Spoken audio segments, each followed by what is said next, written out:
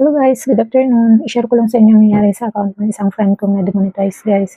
Dahil lang sa pag-remix niya ng isang video about sa, alam niyo na guys, yung kapag maulan, kapag madulas ang kalsada, kung anong mga nangyayari sa mga kapwa natin mga motorista. Yun ang niremix niya guys, yung video. Lalo na pag may nakitang mga red dyan sa kalsada. Kaya kayo guys, iwas-iwasan yung mag-remix ng mga ganyang mga balita guys. At saka mga video. Huwag nyo isipin na porket trending siya, magkaka-million views na kayo. Ang isipin nyo guys, yung account nyo na baka may mangyari or baka ma-demonetize dahil sa mga video na ganyan. Alam nyo ba guys, yan ang pinakabawal na bawal na upload, lalo na pag nakikita yung mga rin sa kalsada. At saka yung mga tao dyan na nakatuwad.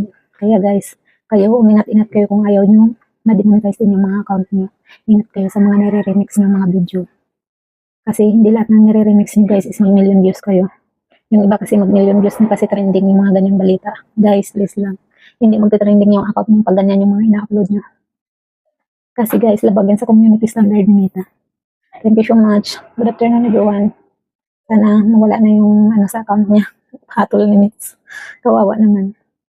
Sayang kasi guys lahat pa naman personal audio yung gamit niya. Doon lang siya talaga nagkamali na nag-remix siya ng video na yun. Kaya yun. Good afternoon guys. Please follow and share pag may natutunan kayo. Lalo na sa mga bagong kapwa content creator natin dyan na wala pa gaanong alam sa mga bawal dito sa mga mundo ni Mita. Kaya kayo guys, ingat-ingat kayo ha. Huwag basta-basta lang mag-upload na mag-upload at isipin nyo mag-million views kayo. Hindi bali ganito na lang yung i-upload nyo. At saka mag-share kayo mga ganito, mga tutorial, hindi pa yung violation. Kaysa yung mga trending dyan sa daan sa mga kalsada, magkaka-violation kayo niyan. Gets nyo? Bye-bye!